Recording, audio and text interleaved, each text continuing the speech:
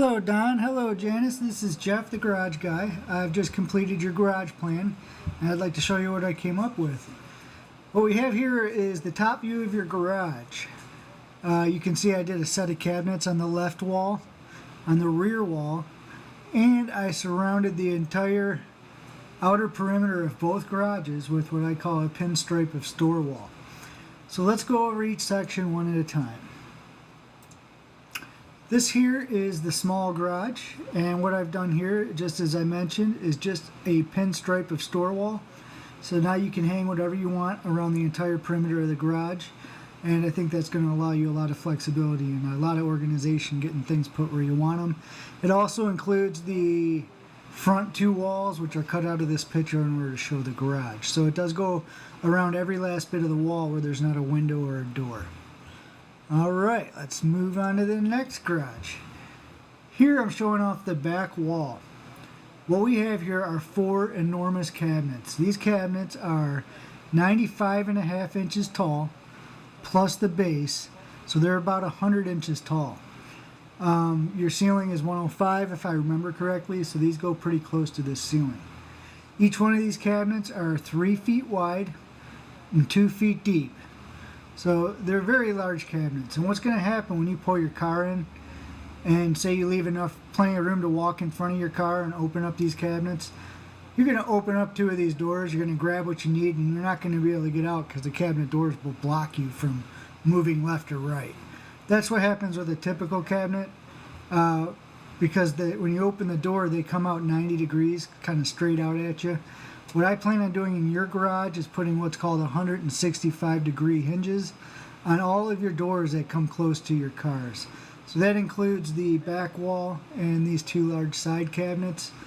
When you, especially in the winter, but when you walk in front of your car, oh, excuse me for a sec.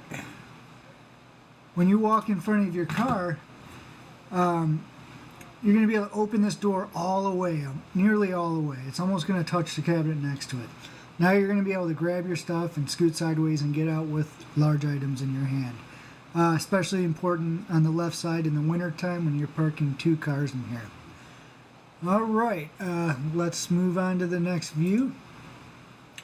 What we have here is a wall where I absolutely maximized the cabinets as much as I could.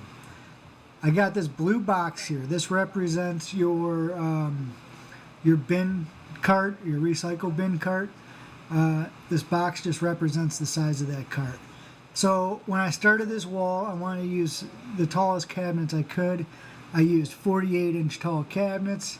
I mounted them an inch above this cart height, and that's what I've come up with. 48-inch cabinets, 4 inches from the ceiling.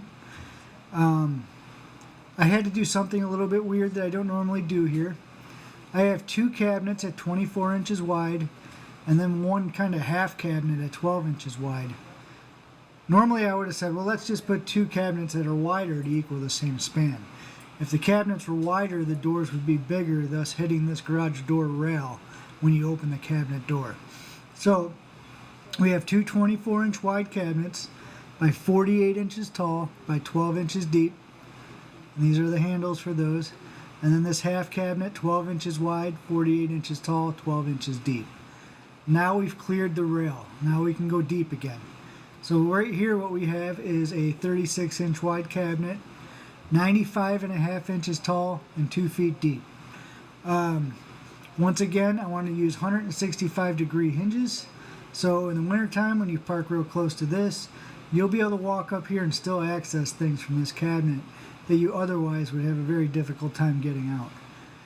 So that's the 36-inch wide cabinet. This one's the same except it's a 30-inch wide cabinet. And then after these two large cabinets, we're going to move over the top of the open top freezer here. And we have two cabinets that are 16 inches deep.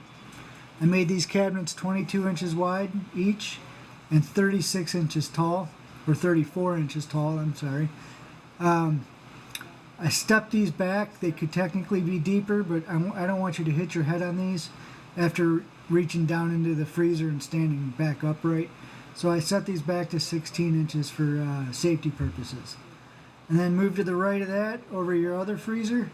We have a 36-inch wide cabinet, 34 inches tall, and the 2 foot deep again. So these are very large cabinets. One thing I want to point out, and I do want to get your opinion on before I start pricing things out, is how much do you value the fact that these cabinets have all this extra capacity and go this close to the ceiling? Because I did maximize their height at 95.5 inches and 48 inches, but if I can take 5 to 6 inches off the top of these cabinets so they'd end down here, it'll probably save about $1,000 on the project. So I just want, if that's important to you to have all that storage behind doors, you will gain a lot of benefit from it, and it does maximize your space. But at the same time, you might save a considerable amount of money and be able to store some oddly shaped items on top of the cabinets. So keep that in mind. Let me know that first and foremost in your feedback. Say, Jeff, shorten those cabinets, or Jeff, leave the cabinets tall. I want the extra storage space. So that's my plan. There's the top view again. In this same email, I also sent you a printable version of this, so you can print this out, you can sketch on it, do whatever you want. You can call me at 513-374-9344, or just respond to this email, jeff@thegarageguy.com, and just let me know what you think about the plan, and then I will move forward and I will price these different options out for you just as soon as I can. I look forward to hearing back. Thanks, guys.